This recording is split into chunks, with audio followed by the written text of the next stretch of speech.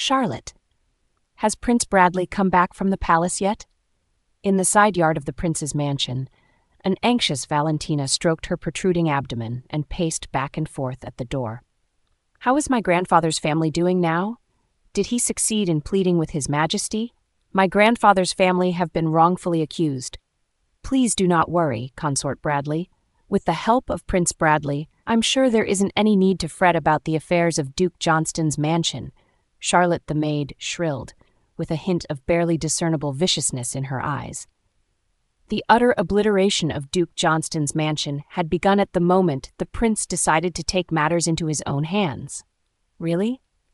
Valentina Hughes grasped Charlotte's hand as if clutching to a source of reassurance. "Despite myself, I just cannot calm down. I keep feeling as though something big is going to happen." Looking at her pale hand, a trace of resentment flashed across Charlotte's eyes. Ever so composed, she pulled out her hand and said flatly, "You're overthinking, my lady." Only her overthinking turned out to be right on the mark. Something big would indeed happen, but that was not all. Not only would no one in Duke Johnston's mansion survive, but also Consort Bradley would soon be doomed. Fortunately, as smart as Charlotte was, she'd already pledged her loyalty to the second miss. Had she relied on the naive and simple-minded first miss, who knew how she would have ended up? "My lady, please take a seat first. Your baby can feel your stress. Now that the prince is taking charge, what could you be worrying about?" Charlotte pulled her to sit on the chair. The second miss had told her to keep a close eye on the idiot and not let her escape. Valentina sat on the chair, but her beautiful, watery eyes were still glistening with uneasiness. "I must thank my husband for his contribution." She caressed her abdomen. When she thought of her husband, Nicholas, she felt sweetness welling up in her heart. Her husband, Nicholas Morrison, was the eldest son of Prince Morrison's concubine. He had never been in line for the prince's title until his marriage to Valentina. From then on, he'd obtained the support of her maternal grandfather, Duke Johnston's mansion, and finally succeeded in being crowned the prince. They owed a great debt of gratitude to Valentina's maternal grandfather. Her maternal grandfather, the Matthews family, was a military family. Her ancestors had built from scratch what they could enjoy today. Her maternal grandfather was also favored by the previous emperor. Back then, the Matthews family had only had a son and a daughter. Having made great contributions on the battlefield, the heir of the Matthews family had been bestowed the title of nobility. The talented Miss Matthews, one of the most famous women in history, had given birth to Valentina after marrying the chief secretary. But her life had been cut short. On the day that Valentina came of age, she lost her life in a fire. Seeing how Valentina had lost her mother at a young age, the Duke spared no effort in doting her. Given that Valentina had chosen Nicholas, the eldest son of a concubine, the Matthews family still enlisted him in the army, even if they didn't think highly of him. They helped him build up his military achievements and successfully secure the position of commandery prince. Nicholas, on the other hand, had not let the Duke down.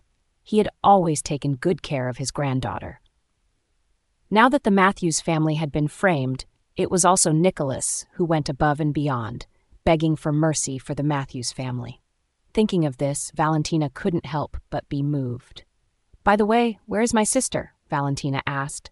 During the period when her husband was out seeking help for her family, Caroline was also helping her to manage the domestic affairs of Prince Bradley's mansion. Otherwise, the heavily pregnant Valentina couldn't have managed everything on her own. "Charlotte, you must tell Caroline not to spread herself thin and get enough rest. Poor Caroline, her life has been rough enough. I brought her into the mansion so she could enjoy better days ahead of her." Valentina sighed. Whenever she thought of what her sister had experienced, she couldn't help but feel distressed. Caroline's husband passed away less than 2 years after the girl got married.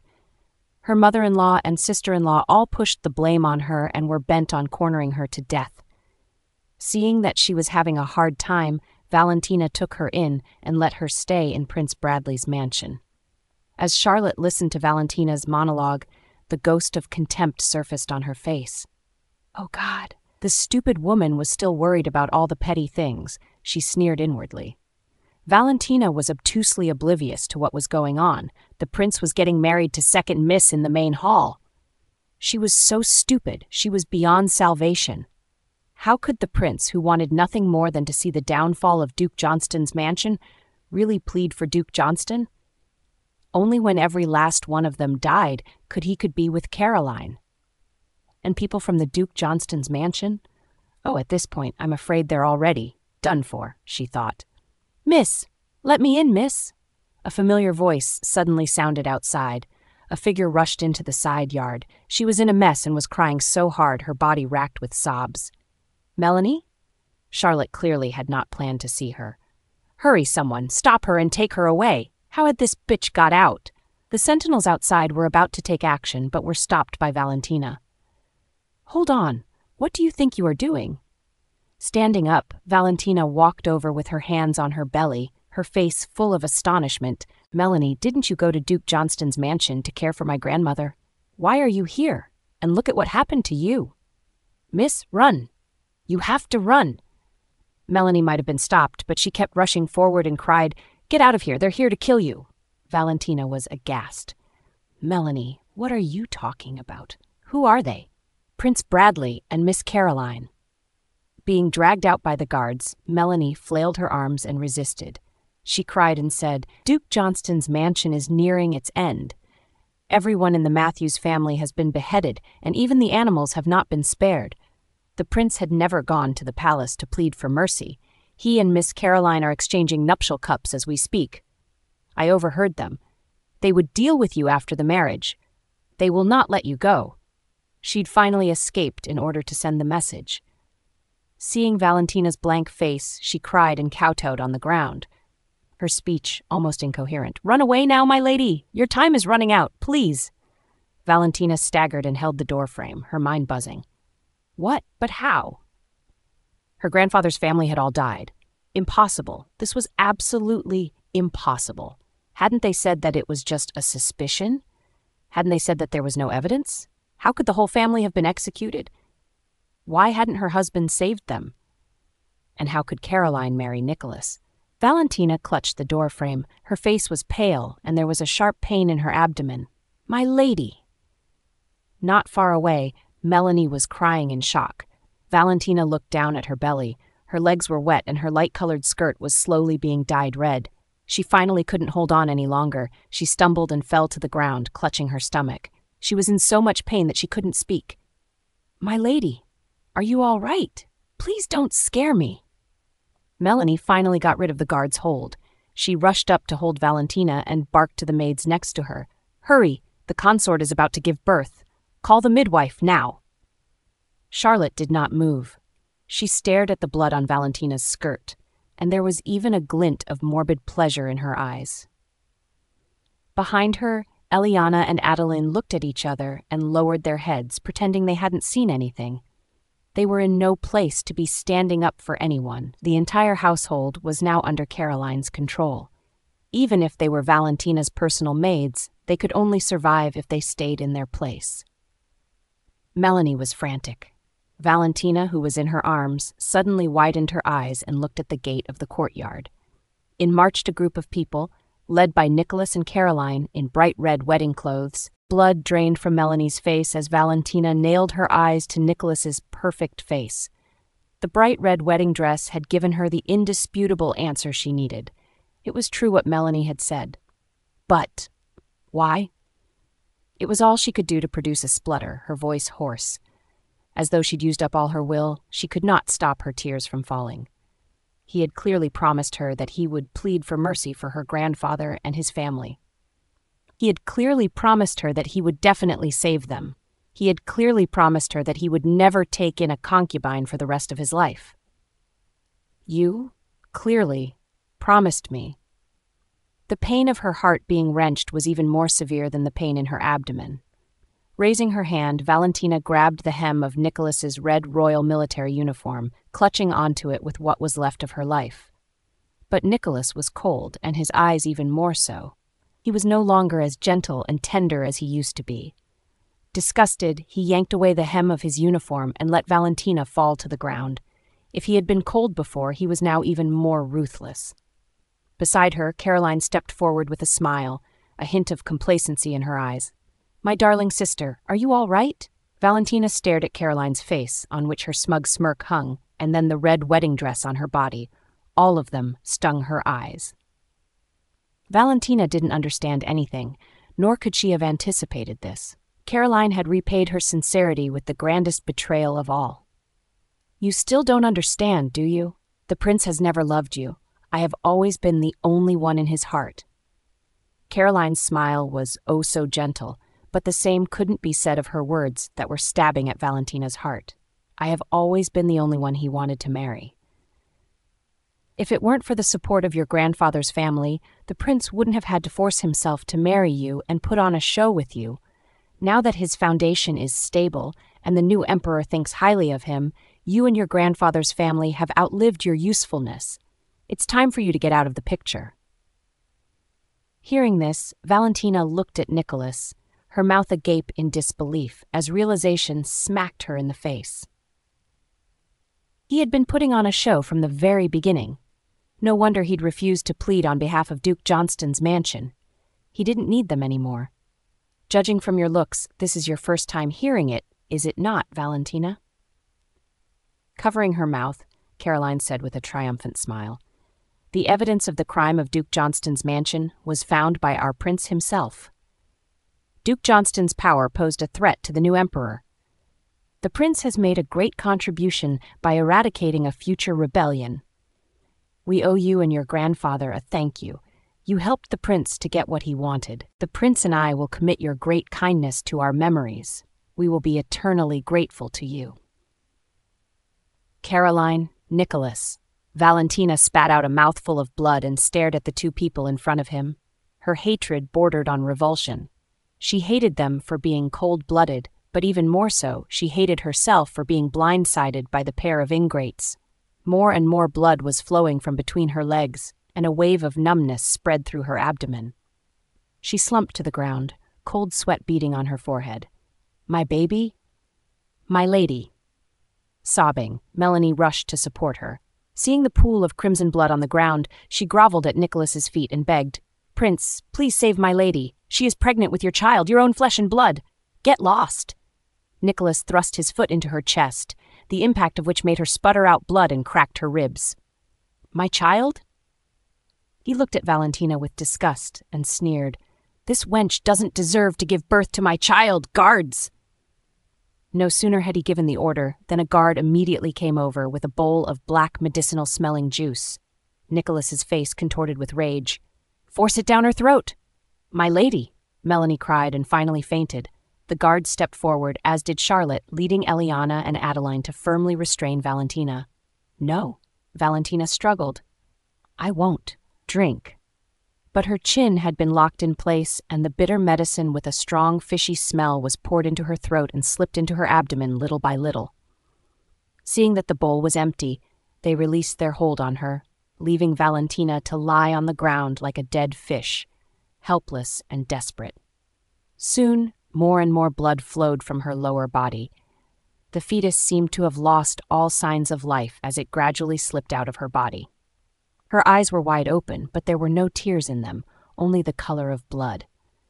"Your Highness, the fetus has been ridden off." Nicholas nodded. His words were devoid of all humanity. "Take away these two wenches and this dead baby and feed them to the wolves." "Nicholas Morrison?" Valentina's voice was laden with hatred.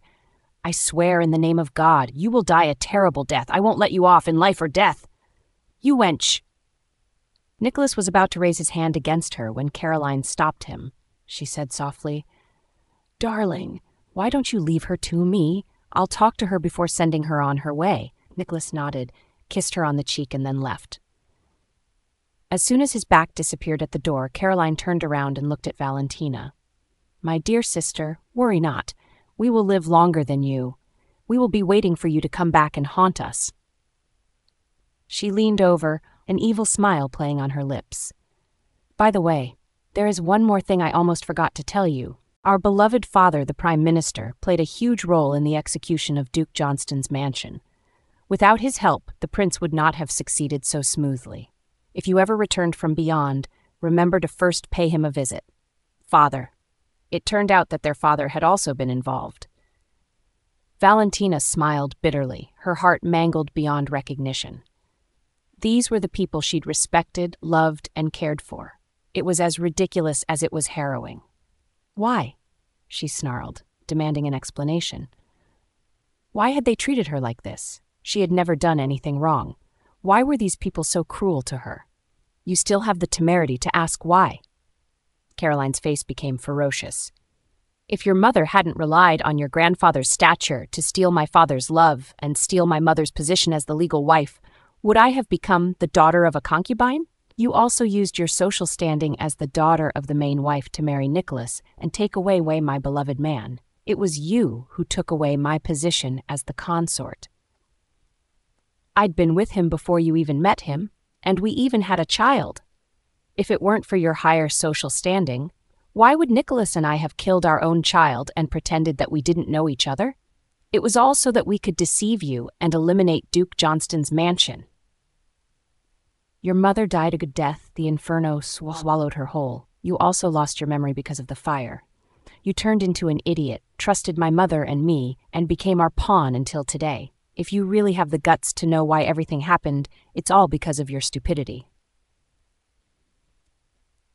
Her sotto voce voice was like a sharp blade slashing Valentina's heart. The rain, the fire, and the memory loss, everything inundated her mind, and her head felt as if it was going to explode. The memories of the past appeared in her mind again. Her mother, trapped in the fire, had cried out in despair, while Caroline and her mother watched them with a sneer outside. Caroline, Valentina's voice trembled. My mother's death. That's right, Caroline curled her lips. We arranged it. You're worse than an animal.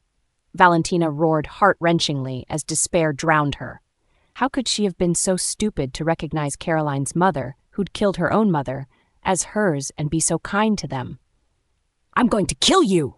I'm going to kill you! Valentina wriggled on the ground, the pool of blood growing larger. Caroline looked at her embarrassed look and smiled coldly. She didn't care. She plucked the hairpin from her hair and narrowed her eyes as she searched Valentina's face. In that split second, she raised her hand and stabbed the golden hairpin into Valentina's eyes. This wench, she thought, had everything. Not only was she the daughter of the main wife, but she had beauty and talent. She was mad with jealousy, especially when she saw Valentina's cool and clear eyes. She couldn't wait to destroy them. But now her dream had come true. Valentina's scream traveled through the whole courtyard and spooked the birds. Caroline wiped away the blood that had spurted on her face and smiled. Don't worry, this is just the beginning. Caroline, Valentina screamed painfully, with blood hatred in her words. Wait for this. I will come back from beyond, and I will haunt you in life and death. Her resentment had poisoned everything in her. She had never done anything bad in her life. She had always been considerate of them, but this was how she ended up. If there was an afterlife, she swore she would seek revenge for all the blood debt that these people had owed her. Ah! A miserable scream pierced the air in Sinedi courtyard, which shocked the servants outside. Melanie immediately pushed the door open and asked with concern, My lady, is everything okay? Me? Melanie? Valentina stared at the worried maid in front of her, disbelieving. Melanie was still alive? Was she all right? And Valentina herself? She raised her hand to touch her eyes, which were supposed to have been poked blind by Caroline but were fully functional at this time. Besides, her flat abdomen showed no sign of pregnancy. What exactly was going on? Valentina looked around in shock. The familiar curtains, the tablecloth, and the ornaments in the room, all of which she'd picked herself. There was no mistaking it. It was her boudoir before she'd married and left the family. This. Did I come back to life? She thought. Have I returned to the past? My lady, did you have a nightmare? Melanie asked. Her face, which looked much younger than before, was full of worry. She held Valentina's hand tightly and said, Don't be afraid. Nightmares are not real. I will always be with you and protect you well. Valentina stared at her maid in a daze. There was still innocence on Melanie's face. Gone was the caked blood from before. Gone was the helplessness and desperation from their past life. But the vow to protect her stayed the same. Tears rolled down from Valentina's eyes, and with it, sorrow and joy. She had been reborn. The previous experiences were like a nightmare, dispersed with the wind. As she recalled the vow before her death, her gaze became firm, her hands clenched, and a trace of cruelty flashed past her eyes. In this life, she vowed that she would never make the same mistake again. She would take revenge for all the blood debts they had owed her. "Melanie." Regaining her composure, Valentina ventured, "What time is it?" While she knew that she was still a maiden during this time, she didn't know the specific time period. She couldn't directly inquire about it, so she could only beat around the bush. Melanie glanced out of the window before saying, "It's afternoon, my lady. You embroidered for a while after lunch, and then rested for an hour. Might you still be half asleep, my lady?" "I reckon so," Valentina replied as she rubbed her temples and inadvertently looked at the cabinet next to her. On it was a semi-finished flower embroidery. Valentina was taken aback, looking at the familiar handiwork. Hundreds flower competition? Wasn't this the artwork she had embroidered for herself to mark her coming of age? Valentina had a deep impression of this work. Embroidered on one side were the flowers, but on the other side were stitches of fluttering butterflies. It was a challenging embroidery as they come. She had only embroidered it once in her life, and it was at the early stage of her 15th years of life. "Yes, my lady." Melanie took pride in the embroidery of her lady.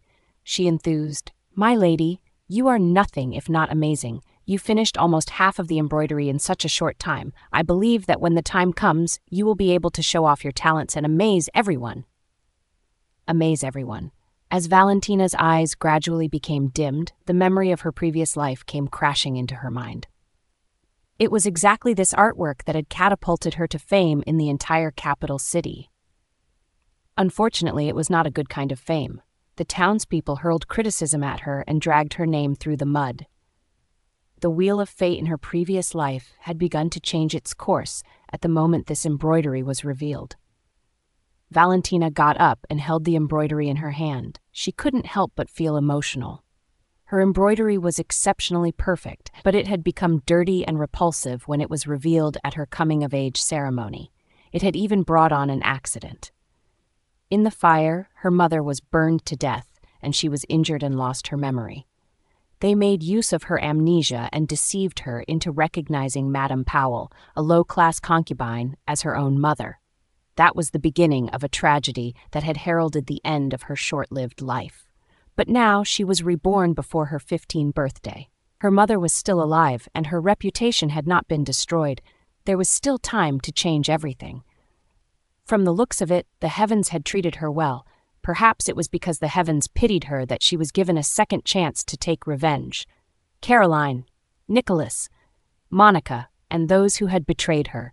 She would pay them back, one by one, for all the pain they had caused her. "Earth to my lady." Next to her, Melanie started when she saw Valentina's face. How could her beautiful and docile young lady show such a ferocious and terrible look? But in the blink of an eye, her lady returned to her weak and gentle demeanor, as if the face she'd just made was an illusion. "I'm fine." Valentina curled her lips and smiled gently. The abnormal emotion in her eyes had ebbed. She put down the embroidery and held Melanie's hand. "Don't worry, Melanie. I will not only live a good life, but also protect you well. I won't let you get hurt." Revenge was important, but it was not more important than protecting her closest relatives, her mother, her grandfather, and the loyal maid in front of her. "I believe you will definitely protect us, my lady." Melanie raised her smiling face and said proudly, "You're the only legitimate daughter of the Prime Minister, after all." The only legitimate daughter? Valentina smiled. Her sister Caroline had lived a much more comfortable life than her. The legitimate daughter in name only. She stopped talking and picked up the embroidery and needles. According to the memory of her previous life, Caroline would be coming to her place soon. She had to calm down and contain her hatred, lest she charge toward Caroline's throat and tear it into pieces. "Valentina?" A sweet and delicate voice came from outside the door, followed by the sound of footfalls. Caroline walked into Valentina's room. "Are you embroidering?" Valentina kept away the hatred in her eyes and smiled gently. She turned around and said, "Carol, to what do I owe this honor?" "I'm here to give you something good." Caroline sat next to Valentina with a box in her hands. There was a hint of calculation in her smart eyes. I know you're in the middle of completing the embroidery to show at your coming-of-age ceremony. It has taken my mother a lot of effort to procure this. This is an expensive silk thread even money can't buy. Here, a gift for you. Expensive silk thread even money can't buy? Valentina feigned curiosity, masking the clenched fists under her sleeves. In her previous life, it was this expensive silk thread that had ruined her embroidery and made her the laughingstock at her own coming-of-age ceremony. Her bad reputation had spread far and wide. Although she could now see the cunningness on Caroline's face from a mile away, she hadn't noticed it at all in her previous life. But the worst part was how she had been genuinely moved by Caroline's gesture. If there was anyone who was lethally stupid, it was the past her. Valentina? Caroline asked tentatively, feeling inexplicably flustered by Valentina's intimidating gaze. Caroline even had an illusion that she had seen through her subterfuge. Thank you, Carol, I appreciate it. Let me have a look. Valentina smiled, no different from usual. She took the silk thread, and there was undisguised admiration in her eyes. Just by looking at its color and touch, I can tell that this is a quality thread. Looking at her unsophisticated sister, Caroline's previous doubts dissipated. A trace of contempt appeared on her face, which she quickly hid. She suggested, "Why don't you put it near the oil lamp to have a better look?" Valentina did as she was told. The white silk thread immediately lit up as soon as it caught the light of the oil lamp. How beautiful, Valentina let her surprise show. Where did you find this treasure? Few things can be more beautiful than this. It will be more beautiful if you use this in your embroidery, Caroline urged. You must embroider it and stun everyone in your coming-of-age ceremony. Stun everyone? Oh, it would stun them horrified, all right, was what Valentina was thinking. In her previous life, the thread had indeed glowed from the oil lamp, but it turned into a mess of dirt after some time had passed. Her reputation had been ruined at that moment, and she'd even caused her mother's death. Valentina's heart might have frozen, but she refused to let Caroline realize it. Her gratitude was effusive. Thank you, Caroline, and please thank Madame Powell for me. When you come of age next year, I will also prepare a big gift for you. Caroline giggled, blinking her eyes. It's still early to think about that, but Valentina, you must hasten to complete your embroidery. There's only 6 days left. I'm really looking forward to that day. When that day comes, I shall be restored to my position as the legitimate daughter of the Prime Minister, and my mother the legitimate wife, she thought. Caroline's grudge had been simmering for so long, it had boiled over. She raised her head and suddenly met Valentina's eyes. She was so scared that she immediately lowered her head and stammered. So, you got the, silk thread. I'll be taking my leave now. See you? Okay, thank Madame Powell for me. Valentina nodded. I won't let either of you down. Her words made Caroline feel weird. She didn't say anything more and walked away quickly. Gripping the thread in her hand and looking at Caroline's back as she left in a panic, Valentina sneered. A big gift, huh? She was also looking forward to it. As the saying goes, a favor for a favor. Since the mother and daughter had given her such a big gift, how could she not repay them? The next morning, when the first ray of sunlight peeked through the clouds, Valentina disguised herself and went out of the manor on her own. Inside the box still sat the silk thread from Caroline.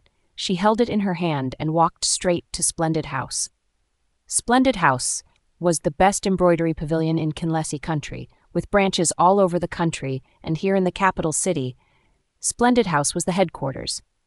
Valentina walked into Splendid House and, as the shop boy came up to her, she went straight to the point. I'm looking for Angelica.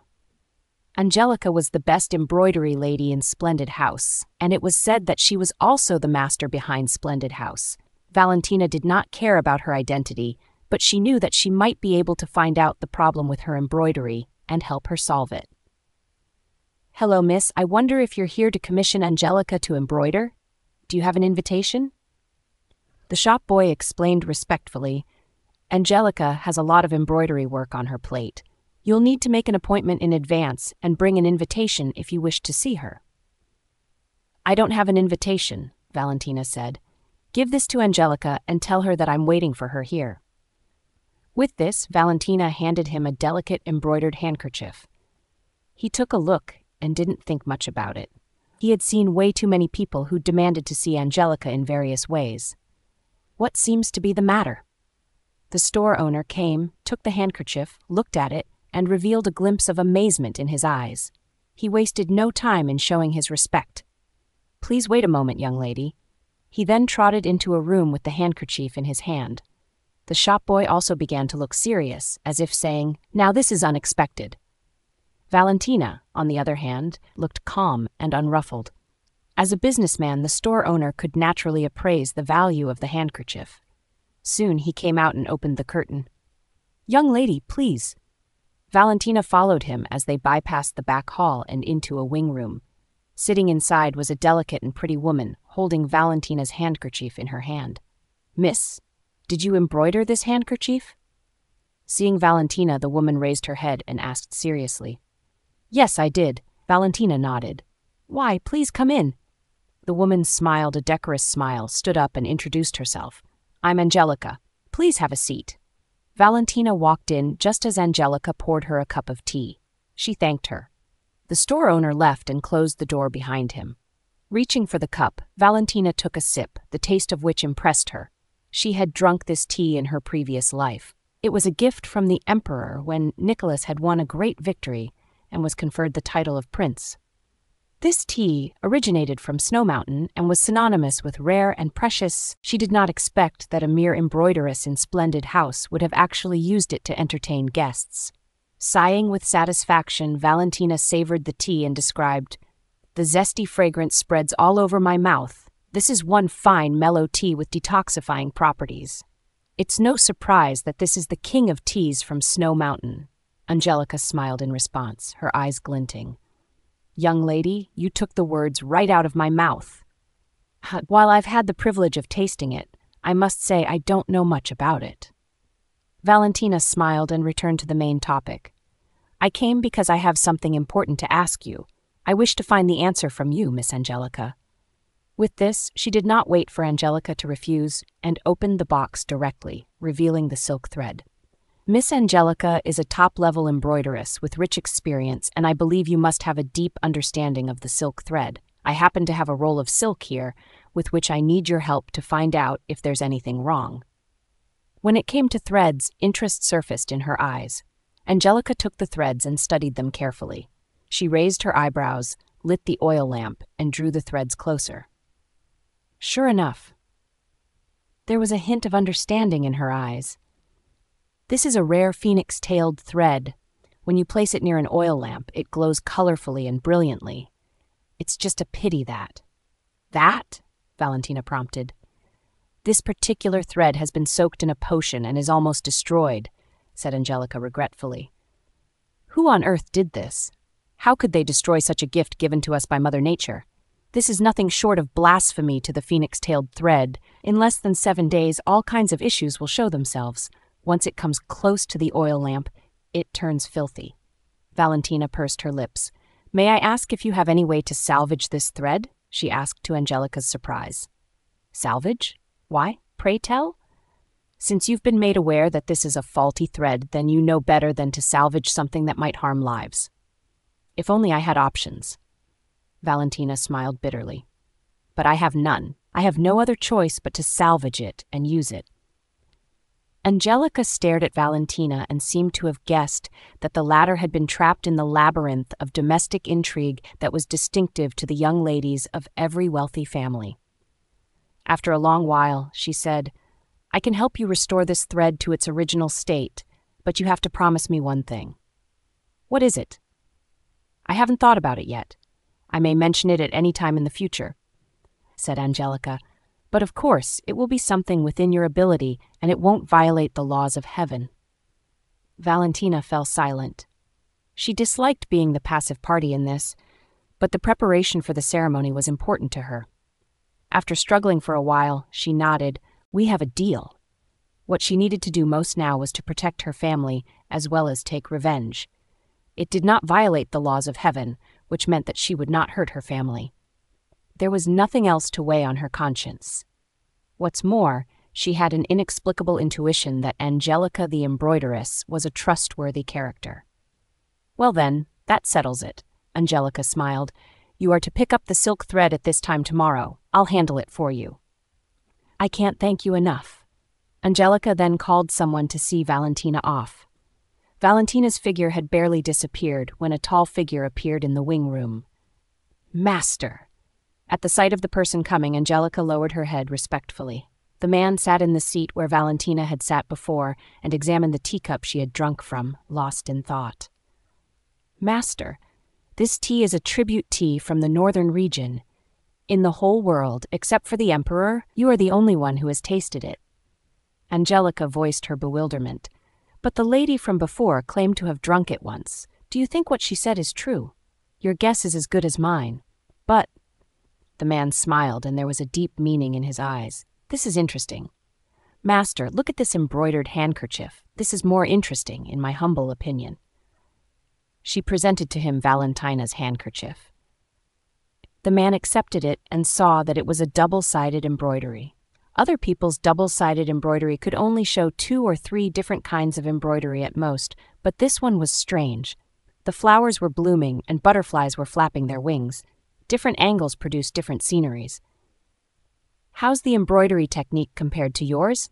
asked the man. "She puts me to shame, suffice it to say," she exclaimed. "Interesting." His smile was tinged with an air of royalty. "Give me the information about this woman within a day." "Yes, master." After Valentina left Splendid House, she quickly returned to the Prime Minister's manor. She had no sooner entered the door than Melanie spotted her and scurried up to her. "Heavens, my lady, you're finally home! The Prime Minister is looking for you." "Father?" Valentina raised her eyebrows, her gaze chilled. She hadn't seen him since last night after she was reborn. She had almost forgotten that she still had a father. Talk about ridiculous. If her father had at least made an effort to be a better man and to be less partial, would she have ended up so miserable in her previous life? Would her innocent mother have lost her life? There was also her grandfather's family. They wouldn't have died so tragically. She did not know what role her good father had played in the conspiracy that had led to the execution of her grandfather's entire family, but she clearly remembered, more vividly than she would have liked, her father's neglect and cold treatment of her. "My lady, what came over you?" Melanie asked. Generally speaking, Valentina would brim with excitement to hear the Prime Minister asking to see her. But now, instead of feeling overjoyed, her face was grave, and there seemed to be an indication of resentment and sarcasm on it. She must have seen it wrong, Melanie thought. She shook her head and was about to remind Valentina again when another figure rushed into the yard. "My lady, why aren't you already moving? The Prime Minister is still waiting for you in the main hall." As soon as Charlotte arrived in front of Valentina, she held her arm and tried to pull her. Just like how she had dragged Valentina into her seat in her previous life. Valentina's eyes turned cold as she raised her hand to slap the insolent maid in the face. "How dare you?" she said in a cold voice laced with killing intent. "You! Did you just hit me?" Covering her cheek, Charlotte was stunned. There was undisguised indignation in her eyes. "Yes, I did. That was a punishment for disrespecting your master. Somebody, come." Valentina's face was covered with frost. She raised her chin and ordered, "Take this maid away and give her 20 lashes." Charlotte was utterly dumbfounded. "My lady, please spare me. I was purely beside myself with trepidation. I worried that you may be late to see the Prime Minister. That was why I lost my composure. Please forgive me, my lady." Valentina looked coldly at her.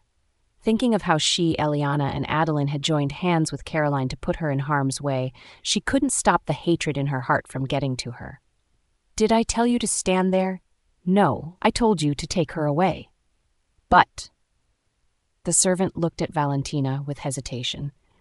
Their lady had always been a docile weakling, and she had always been fond of Charlotte. Why would she suddenly subject her to lashing punishment? "What's wrong? Are you a mere servant going to disobey your master? Should I report this to father and sell all of you away?" Valentina's voice boomed with authority. Their hearts skipped a beat, and they couldn't help but study Valentina again. Their lady had changed. She had become intimidating. "My lady." Eliana came in to hear that Charlotte was about to be punished. She dropped to her knees with visible immediacy. "My lady, if I may be presumptuous to ask, what has Charlotte done to upset you so?" Valentina cut an icy glance at Eliana and sent the latter shuddering. It was a gaze devoid of all traces of emotion, Eliana thought. It was a gaze that had dehumanized her. All the please and I beg of you stuck in her throat and melted before she could let them out. "Didn't any of you hear?" Melanie immediately shouted. "Should I take this as a sign of you rebelling against your master?" "We would never." Eliana.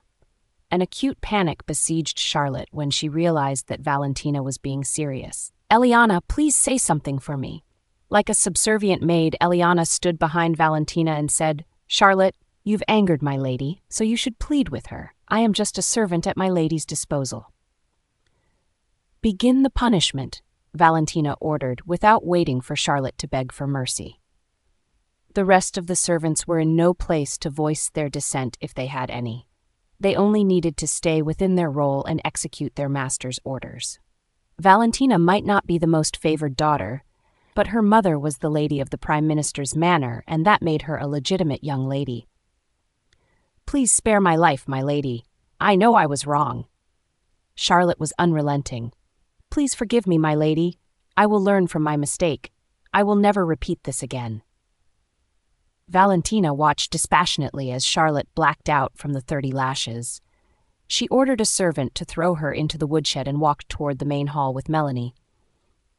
Eliana looked at Valentina's receding back, gritted her teeth, and took off to Caroline's place.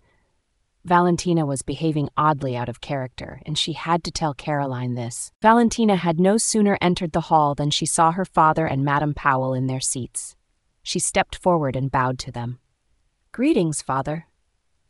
"Valentina, where have you been? Why took you so long to show yourself?" Madame Powell asked with a smile. But oh, was it buttered with malice.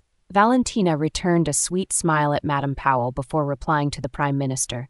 "Father, I was not in the mansion." "How very unbecoming of you. You are going to come of age soon. No noble young lady goes in and out of the mansion at will. The Prime Minister's manor is a protocol-abiding family. I will not stand for your immodesty." The Prime Minister, Mr. Hughes, slammed the table and immediately rebuked. Valentina was neither angry nor afraid. She took everything with equanimity. "As a matter of fact, father, I have been preparing for the coming-of-age ceremony. I'm trying out a new embroidery method. I only visited the embroidery pavilion to decide on a flower motif." Mr. Hughes frowned, which Madame Powell noticed. "Valentina, your father is only worried about you. The Prime Minister's manor abides by strict rules. As the Prime Minister's legitimate daughter, you represent the face of the Prime Minister's manor. Your father didn't mean to blame you. Madame Powell." The smile on Valentina's face was laced with honey. "The wife of the Prime Minister, the First Lady, is still very much alive and in power. It makes me wonder why you are brazenly warming her seat for her. Any observer looking in will get the impression that father dotes more on his concubine than his wife." She shrugged. "They might even think that the Prime Minister's manor has lost its rules. Madam, you'd better come down quickly, lest you disgrace father and the Prime Minister's manor any more than this." Madame Powell's face turned pale in an instant. She pointed at Valentina with trembling fingers, reproach teetering at the tip of her tongue, but Valentina took the opportunity to hold her hand and pulled her away from the position of the matriarch. She sat her in the side seat. "Madam, I know you care about the reputation of the Prime Minister's manor. Since my mother is in poor health, you had to care of all the affairs in the manor on behalf of her. I don't know if I can thank you enough, but you're expecting a child now, so you have to be careful." Creases emerged from between Mr. Hughes's brows as he looked askance at his daughter, who had always watched fearfully for every change in his expression. But the young girl in front of him was calm, stoic even. "Father, there are still 7 days before the ceremony. I was hoping to visit my grandparents tomorrow. I wonder if you would allow me to?" Valentina suggested before he could say anything. "My grandparents are growing older now, and mother is pregnant. She's not in the best condition to be taking care of them. I hope to carry out her filial duty on behalf of her. Please grant me my wish." Mr. Hughes stood from his seat a little too abruptly. Then he sat down slowly and asked, "Do you really want to see your grandfather?" "Yes, I haven't seen them for many years. I should go and see them," Valentina said with a smile, personifying sincerity. A dark light flashed in his eyes. "I told your mother that she should visit Duke and Duchess Matthews more often, but she is too weak and can't handle a long journey. It is good of you to visit them. Prepare some gifts. How about this? Bring Carol with you tomorrow. Rarely steps out of the mansion. It should do well to broaden her horizons." "Yes, Valentina. Take Carol with you to Duke Johnston's mansion. If there is anything, she can help you with it," Madame Powell added. Duke Johnston's mansion had a high social standing. Carol would have extra support if she could win the favor of Duke Matthews. Madame Powell caressed her belly as a strange light flashed in her eyes. The Prime Minister's manor had not welcomed a new family member for many years, but now the chance had presented itself. It was Janelle Matthews who was pregnant instead. Valentina smiled slightly. "Yes, father." When he saw that Valentina was willing to take Caroline to the Duke's mansion, all his anger disappeared without a trace. While he wasn't letting her get away with going out of the mansion without permission, he couldn't dredge it up again now that the subject had changed. "Valentina, keep in mind not to show yourself out there too much. The people are evil. You don't know the world. Be careful not to be exploited." "Yes, father, I will," Valentina answered obediently. She returned to her weak and meek character, which dispelled his doubts. "Well, go and prepare for your ceremony. You are the eldest legitimate daughter of the Prime Minister's manor. You can't disgrace the Prime Minister's manor." "Yes, father, I'll take my leave." "Go ahead." After Valentina left, Madame Powell sat down beside him. "Husband, don't you think that Valentina is a little different from the past?" He nodded and said, "She does behave differently. She has become bolder. I reckon that's what happened when she has Duke's mansion behind her. Although I cannot be sure about what the Duke thinks of her, Carol will see everything when she goes there tomorrow. If the Duke accepts her as his granddaughter, she will still be useful. She is my good daughter. On the contrary, if she was useless, don't blame him for being heartless." "Don't worry. I know what to do," Madame Powell said with a smile. There was a hint of coldness in her eyes. She had to make good use of Valentina. She would deal with her slowly when Caroline replaced her. After all, Valentina had a mother who was the most talented woman in the capital. She had taught Valentina well, but she had also failed to teach her. What use was talent if she did not put her brain to good use? She was just a stepping stone for Carol. Besides, she had to get rid of the child in Janelle's belly. "Madam." The servants of the Prime Minister's manor referred to her as Madam in private. After all, she was in charge of the household affairs. "What is it?" "Charlotte has been punished by Miss Valentina and is now locked in the woodshed." "She did that? Doesn't she like that girl the most?" Madame Powell asked in confusion. "It seems that Charlotte disrespected her and has now fallen out of favor, so she ordered for her to be punished. Should we save her?" "Leave her alone. You just need to keep an eye on that wench for me. When I become the Prime Minister's wife, they will all die." Madame Powell smiled coldly. "Valentina's coming-of-age ceremony must be grand. It's better to invite all the powerful people in the capital and watch as Valentina fall from grace. She'll lose her value, and Mr. Hughes will have a reason to take me as his legitimate wife." "Yes, madam." When Valentina returned to her courtyard, Eliana immediately greeted her respectfully. "My lady, you're back. You must be tired. I've brewed you some tea." Valentina took the tea and glanced at it before putting it back in Eliana's palm. "It's a reward for you." "My lady." Eliana was so frightened that she knelt on the ground. "I dare not. Madame Powell will peel off my skin if she finds out." Valentina helped her up. "Up you come. I'm the one who rewarded you with the tea. As long as you're loyal to me, I won't treat you shabbily. But if you harbor any other intention—" Valentina paused for a moment, opened the tea cover, blew it, and delivered it beside Eliana's mouth. "I can tolerate everything, but I can't tolerate betrayal. Do you understand?" Eliana was so scared that her face turned pale. She could always sense that her lady was now different. Now she finally understood that Valentina was warning her. Charlotte must have been punished because Valentina knew that she had chosen Caroline over her. "I will definitely be loyal to you, my lady." After that, Eliana raised the cup of tea and drank it all in one gulp. There was still no change in the paleness on her face. Valentina just smiled faintly. "You may leave." "Thank you, my lady." "Wait, my lady, what else can I do for you?" Eliana was so scared that she knelt on the ground again. Valentina helped her up. "I heard that you have a younger brother." "My lady." Eliana trembled in fear. "My younger brother is still young. Let him work as an errand boy in the Prime Minister's manor," Valentina said. "I believe your brother is as smart as you are." "Yes, my lady." "All right, you may leave. I'll leave Charlotte to you." "Yes, my lady." Melanie looked at her lady in confusion. "My lady, have Charlotte and Eliana done anything wrong?"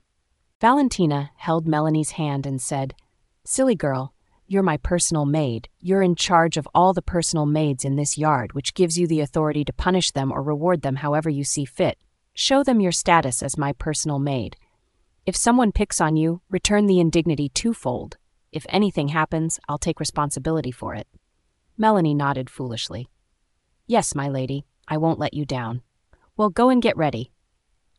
You are to follow me to Duke Johnston's mansion tomorrow." It came as a surprise to Mrs. Hughes that Valentina was paying a visit to Duke Johnston's mansion. "Louisa, why would Valen suddenly decide to visit Duke Johnston's mansion?" Frowning, Louisa replied, "Madam, I'm only worried that Miss Valentina has been goaded into this. That can't bode well for her. The reason why I severed all ties with Duke Johnston's mansion was to prevent Carter from taking advantage of the Duke's power. I didn't expect that he would turn his attention to Valen so shamelessly. Louisa, what should I do?" Mrs. Hughes felt a sense of crisis. She had never meant to drag down her family when she got married. Besides, she was the one who'd insisted on marrying him. She was the one who had brought this on herself. Carter might have exploited her love for him and sucked it dry, but over her dead body would she allow her family to be used by him. "Madam, why don't you tell Miss Valentina everything? I can see that she's not an unreasonable person. If you make it clear to her, I'm sure she will definitely understand the reasons behind your past decision." Louisa comforted her. Mrs. Hughes said between her gritted teeth, "That's the only way. I can't just watch Valen being used by them." Louisa could see the agitation on Mrs. Hughes's face. She lamented inwardly that ever since the first miss was born, it had been hard for Madame to get pregnant. Her position as the First Lady would be consolidated if she were to give birth to a son.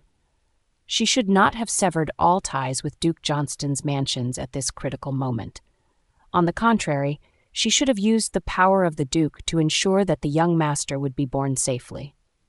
However, she also understood that Mrs. Hughes would not listen to her. The next morning, Valentina went out with Melanie.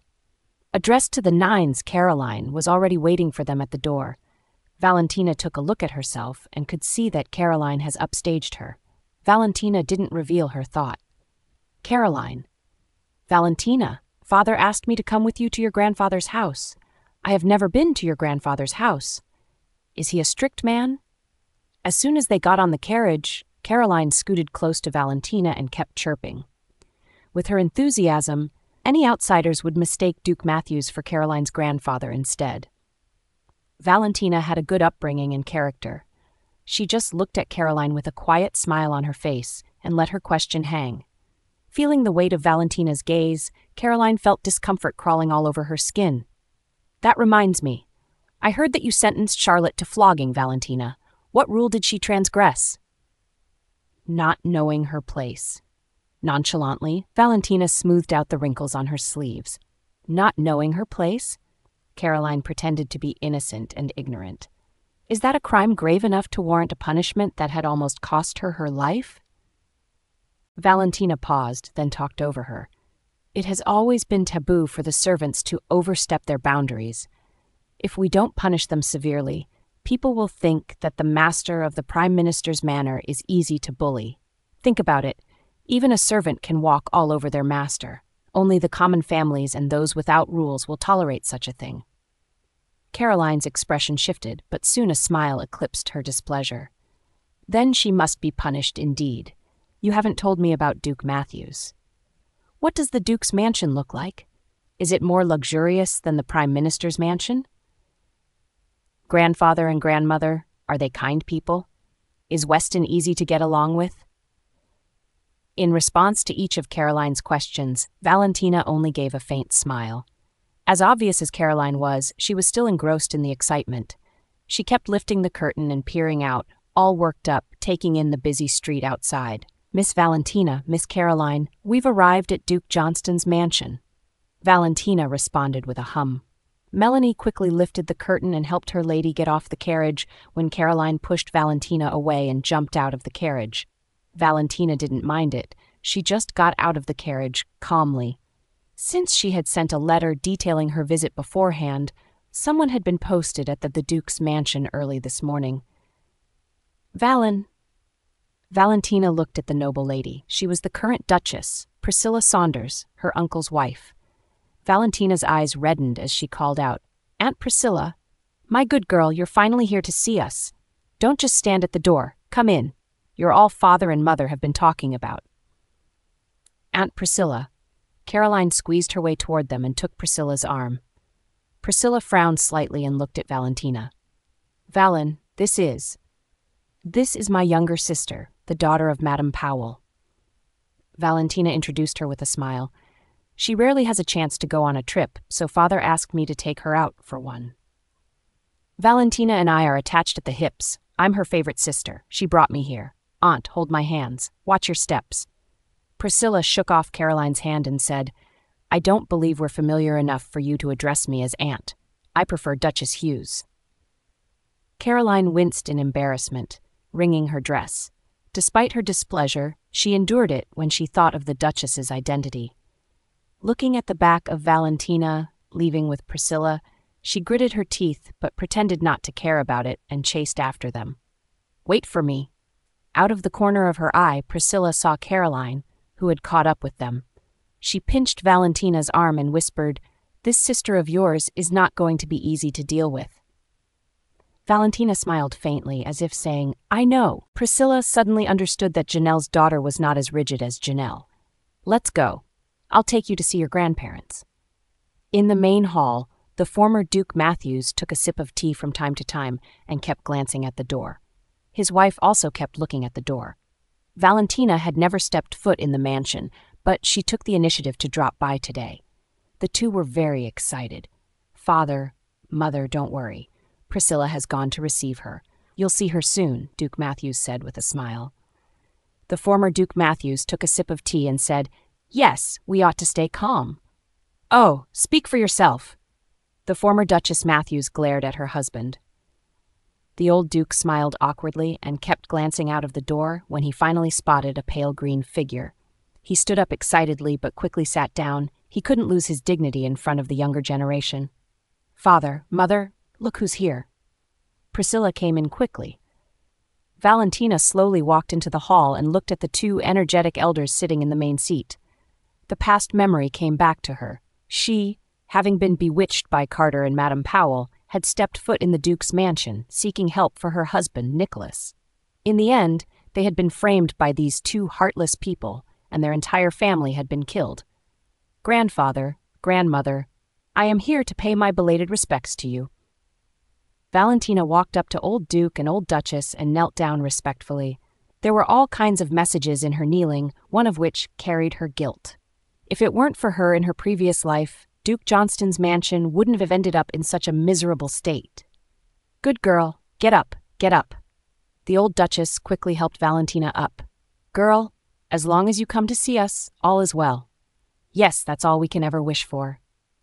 "Grandfather, grandmother, my mother is carrying and is not in the best shape to be traveling around, so she can't come back to see you.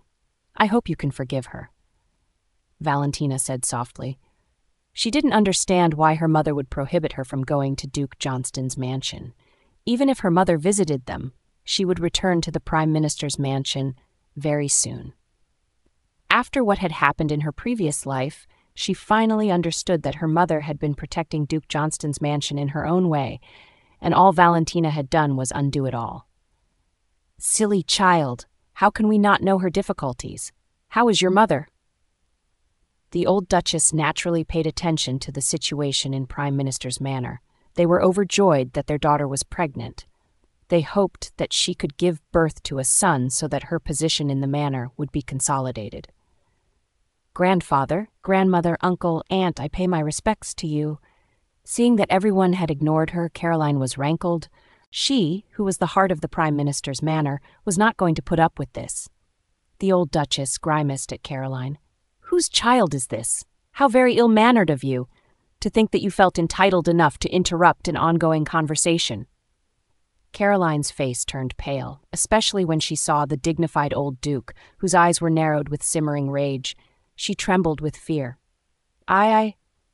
Grandfather, grandmother, please refrain from being angry. This is my younger sister, Madame Powell's daughter. She doesn't know how to behave. Please forgive her." "I was wondering where this feral gal comes from. Turns out she's just a lowly child born of a concubine.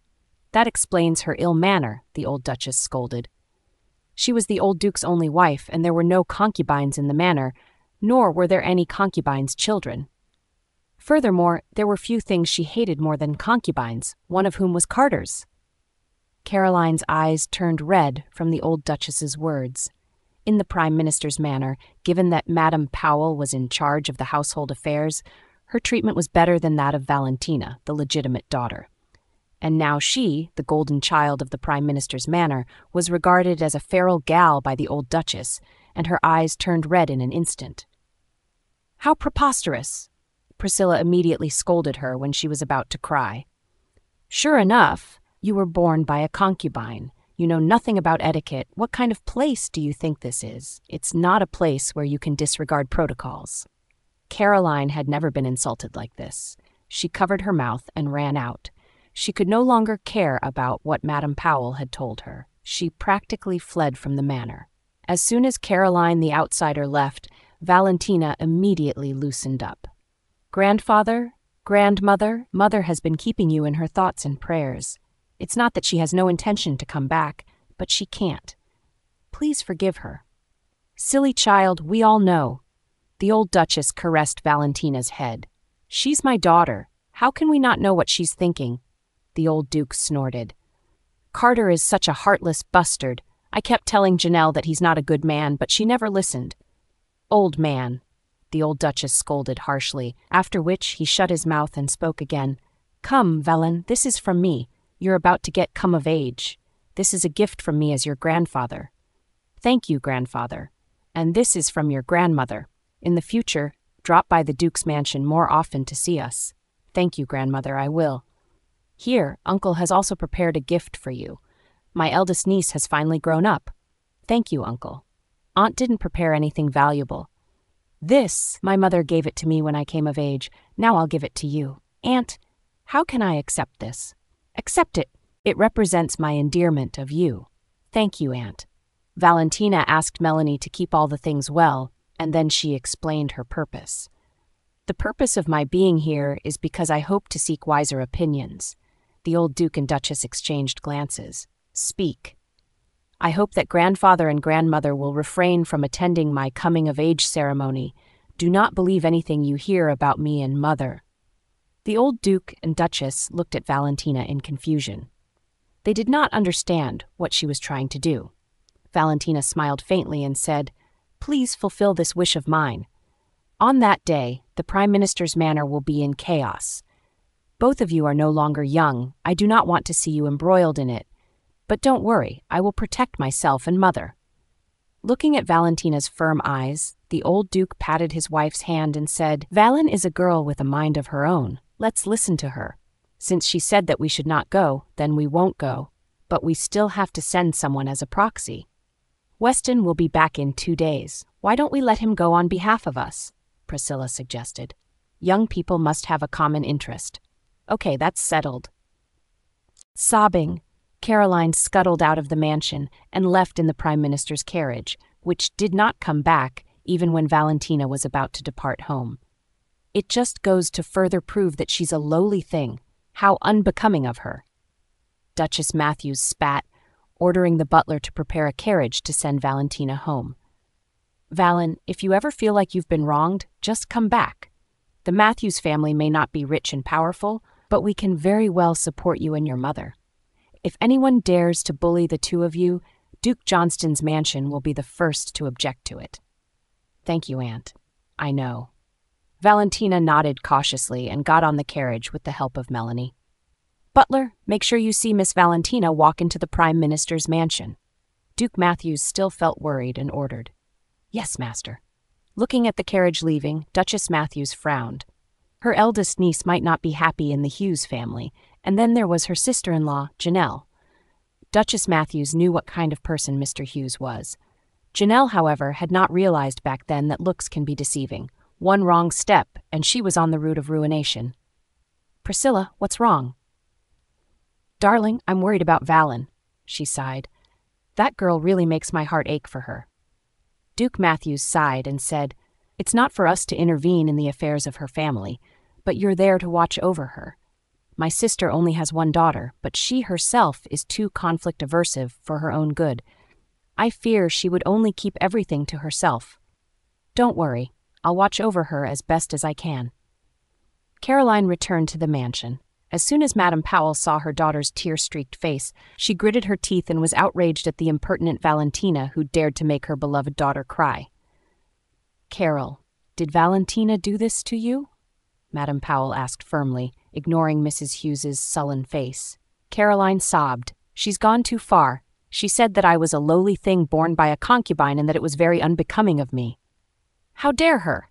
Mr. Hughes slammed the table, livid. Despite Caroline being the daughter of a concubine, he had molded her into who she was today.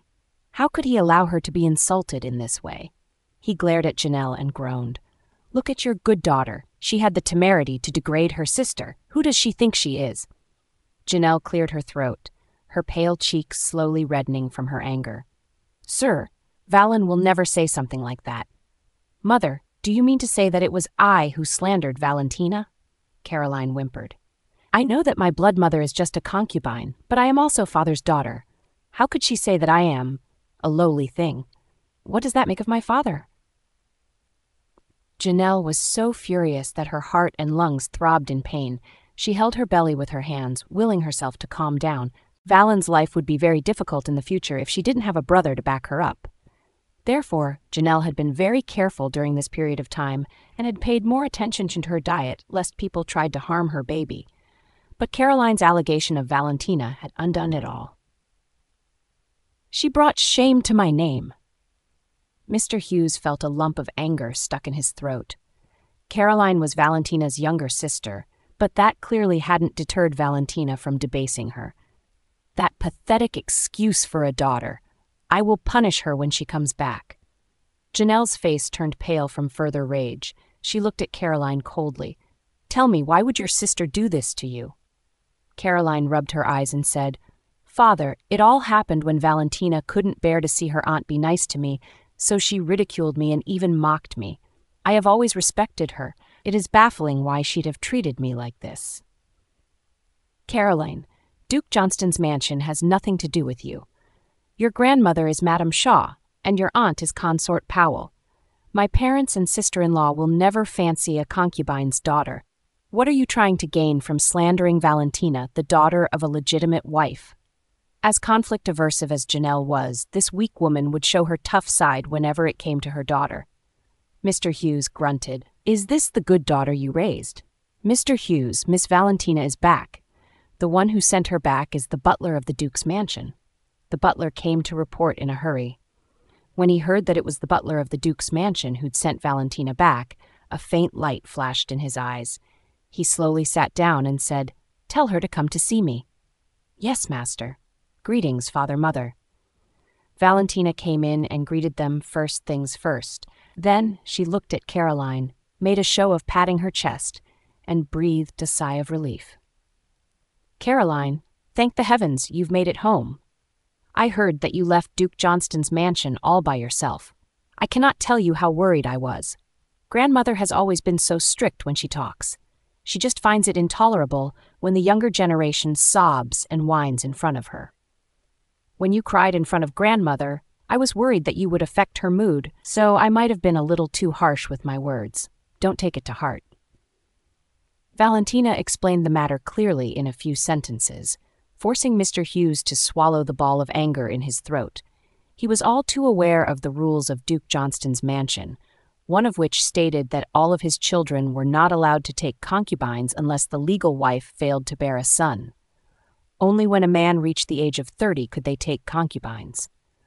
Moreover, after the baby was born, it must be raised by the legal wife, which was why a concubine's child was unfavored in Duke Johnston's mansion. "How are the old Duke and old Duchess?" he could not help but inquire. "Father, my grandfather and grandmother are in good health." Valentina answered politely. "Grandmother also asked about you." "Oh?" His eyes lit up. "What did she ask about?" "Your health," Valentina said with a faint smile. "She's very concerned about your recent situation. Mother, grandmother is also very concerned about you. She told you to take good care of yourself and don't worry about them." "I'm not a good daughter," Mrs. Hughes sighed. "In the future, you should go to the Duke's mansion more often to spend time with your grandfather and family." "Yes, I understand. Valen, as the eldest sister, you should take more care of your younger sister. You are sisters." It was not appropriate for Mr. Hughes to say anything about Valentina. After all, it was Caroline's fault. Moreover, Valentina was favored by the Duke's mansion, and he could not offend her if he still wanted the old Duke to lend him a hand in climbing up the ministry ladder. "Father." His blasé forgiveness of Valentina did not sit well with Caroline. She had suffered such a great grievance, but her father had not so much as reproached Valentina. "Carol, listen to your sister in the future. You shall visit Duke Johnston's mansion more often with her," he said meaningfully. Mrs. Hughes's eyelids twitched as she looked at her daughter worriedly. When she saw that Valentina was still smiling gently and decently, her heart skipped a beat. It wouldn't bode well for her parents if they took advantage of Valen to get close to them. Caroline wanted to say something, but was stopped by Madame Powell. "Carol, thank your sister quickly."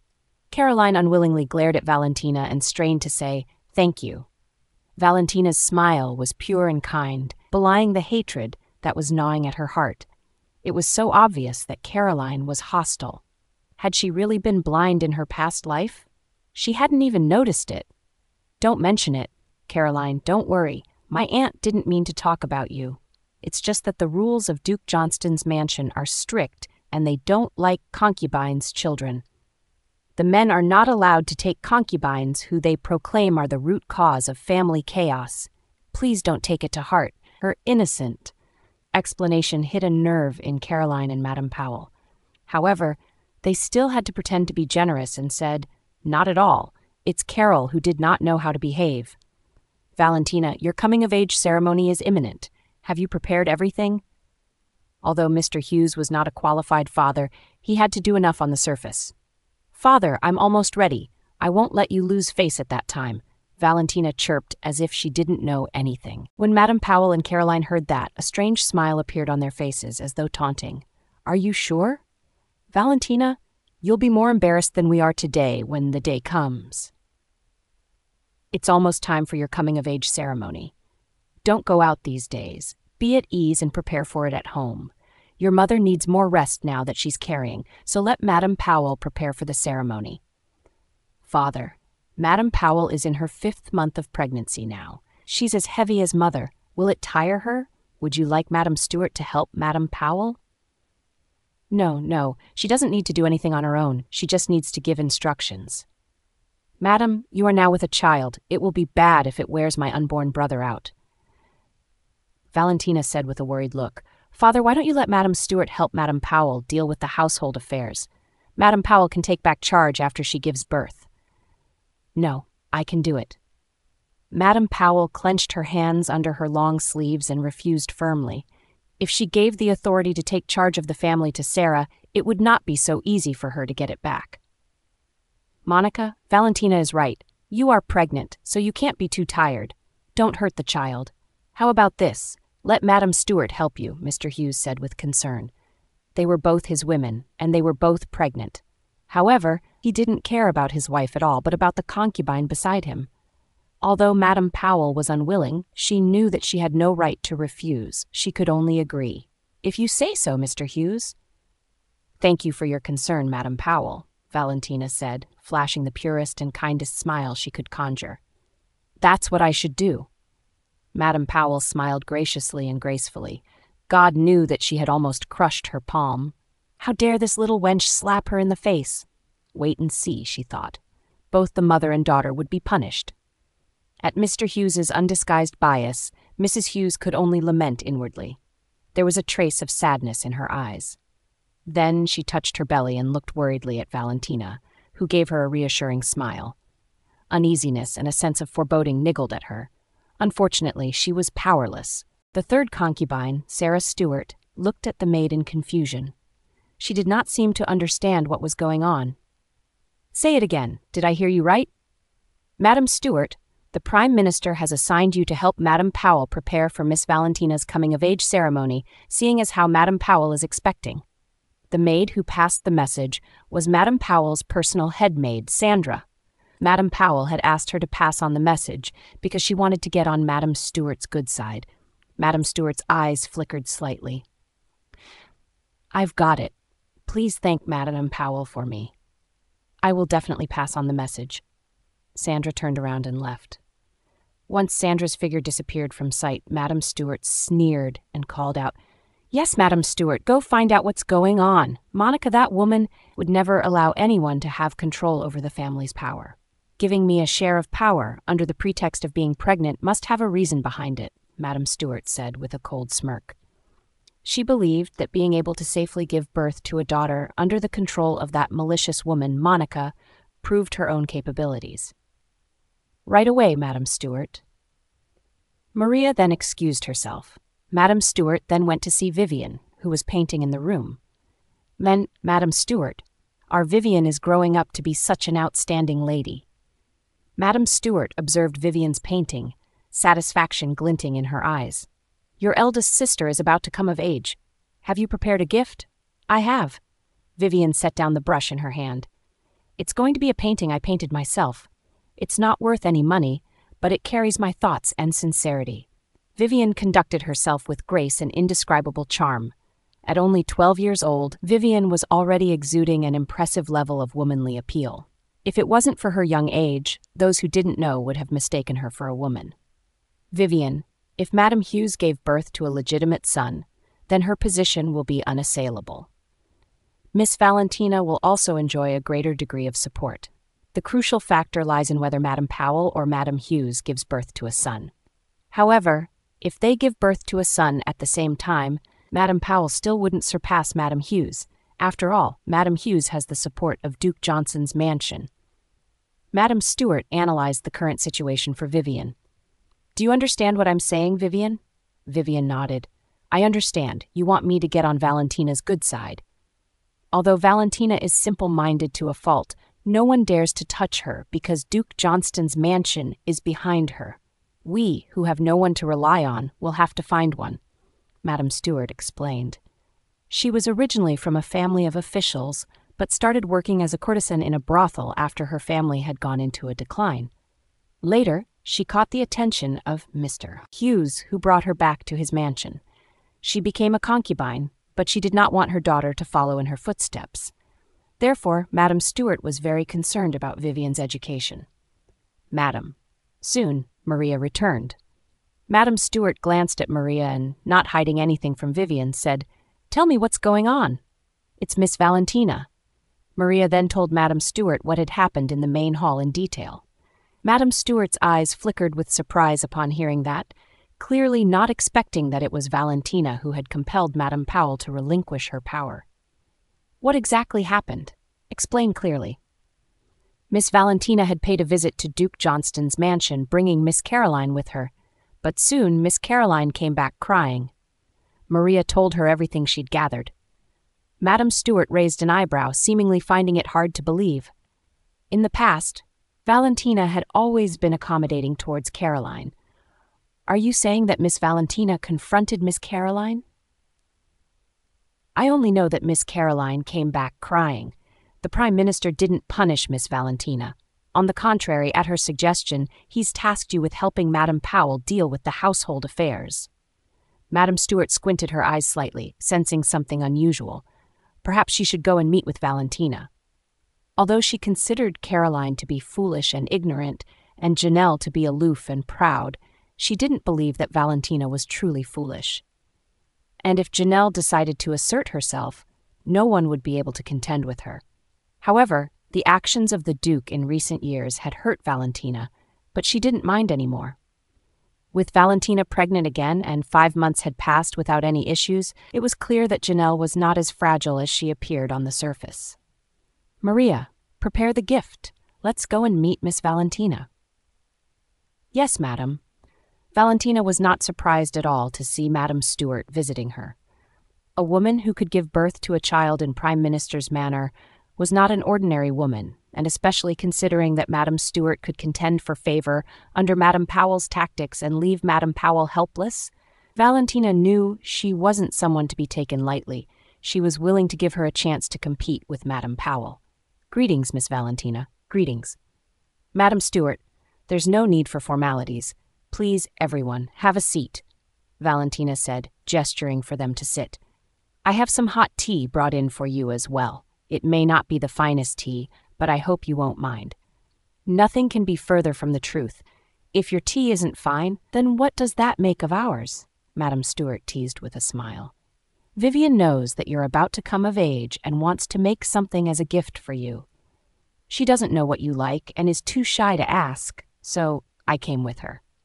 "Valentina, I know you're good at embroidery, so I would rather not humiliate myself in front of you. I'm only good at painting. What kind of painting do you like, landscape or human figures?" Vivian immediately cooperated with her, but after asking, she wrung the handkerchief in her hand with embarrassment. "But my painting is not worth any money. You won't hate it, will you?" Valentina shook her head with a smile. "I would never. Thank you for your thoughtfulness, Vivian."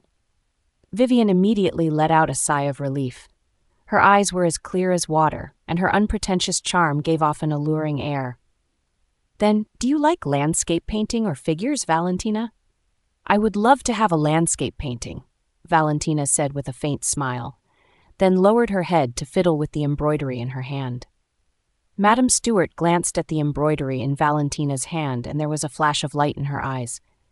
"Oh my, your embroidery skills are getting better and better. Your handwork is looking more lifelike than ever. How enviable." "That's right. Your embroidery is simply amazing. I'm afraid even Angelica of Splendid House can't compare to you."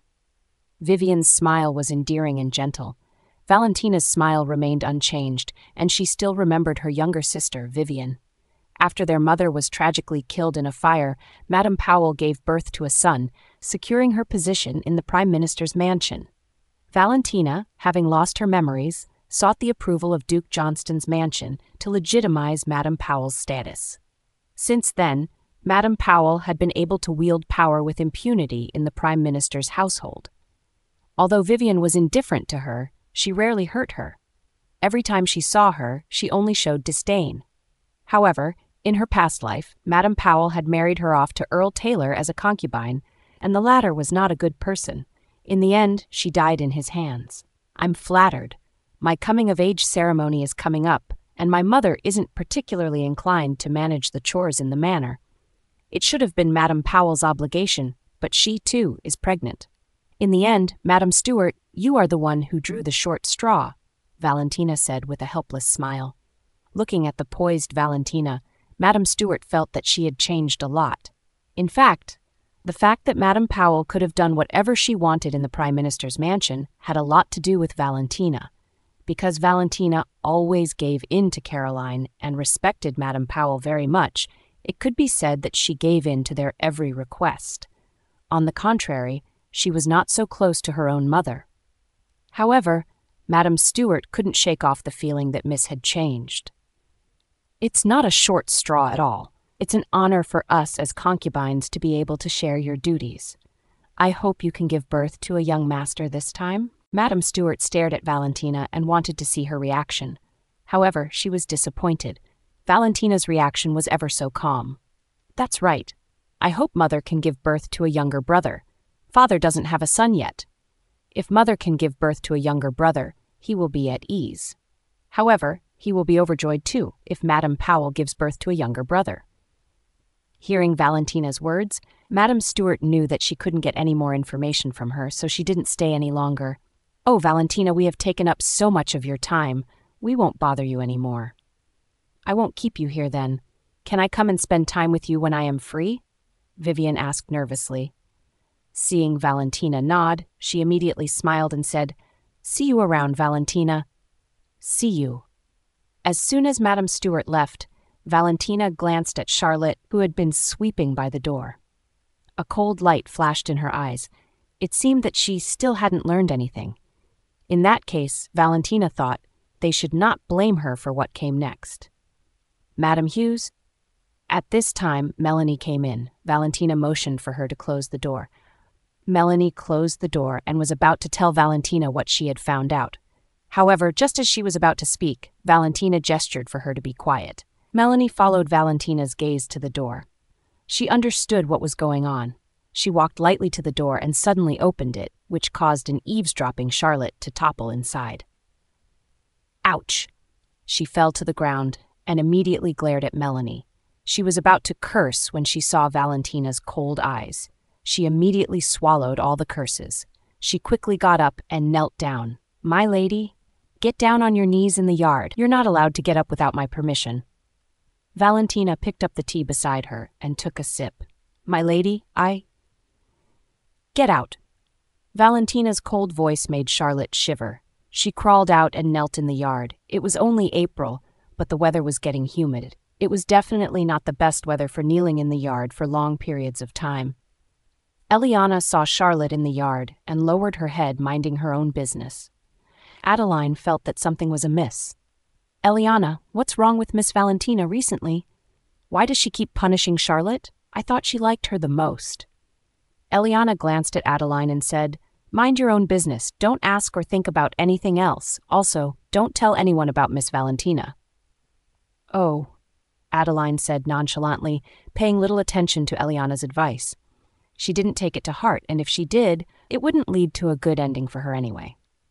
A furious Madame Powell was screaming and smashing things in the room. It had not been easy for her to be in charge of household affairs, but Valentina, that wench, had asked her to relinquish some of her power. "I will not stand for this. I will not." "Mother, Valentina insulted us today. We can't let her off." Caroline snarled viciously. "She embarrassed me today. I will make sure she lives with her head down for the rest of her life." "Valentina, that pathetic wench." Madame Powell smashed a vase on the ground before throwing the pillow and stomping on it, treating it as Valentina. Caroline looked at her pregnant mother's agile movements and did not hide the surprise on her face. She seemed to find it hard to believe that she did not care about the baby in her belly at all.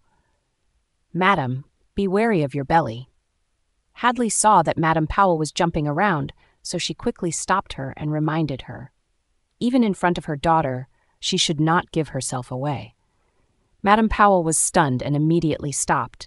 She tidied up her clothes and stroked her belly. A cold light flashed in her eyes. She would never let Janelle give birth to a son. Only she could give birth to a son. She cursed inwardly. "Janelle, if only you'd behaved yourself, I would have let you live a little longer. Unfortunately, you are too restless, you and your damned daughter." "Madam, I can't take it lying down."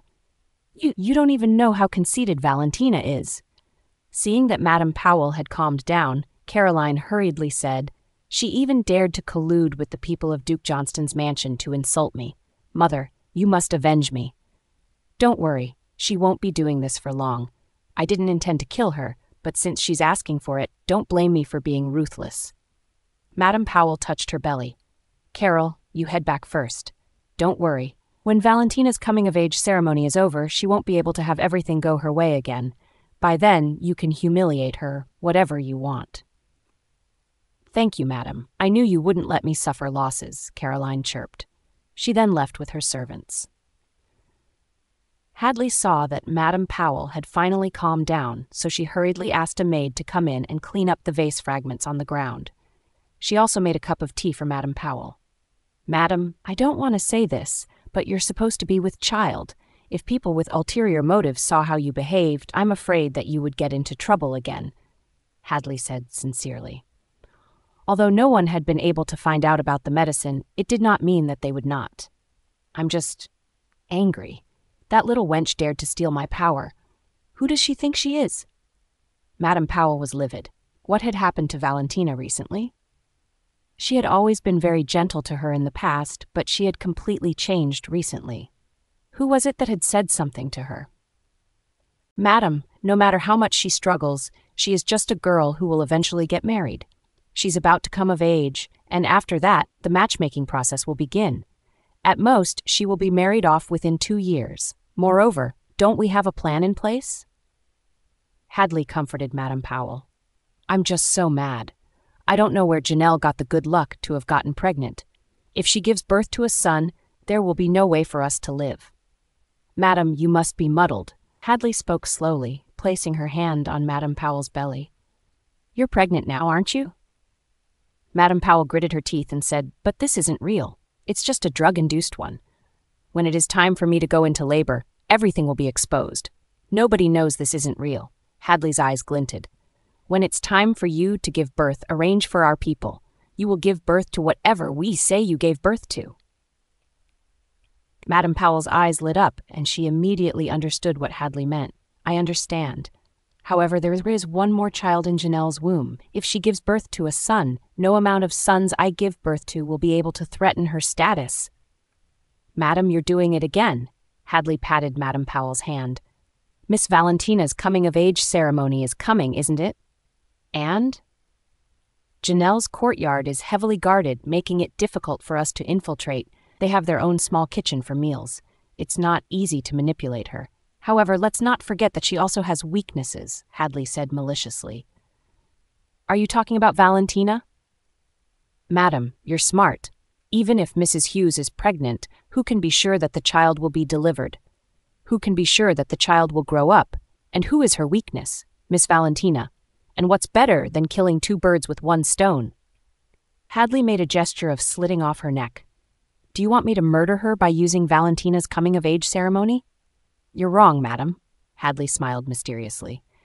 It's Miss Valentina who's going to kill her birth mother and the unborn young master. Hearing that, Madame Powell smiled proudly. Thank God you're here. I wouldn't know what to do otherwise.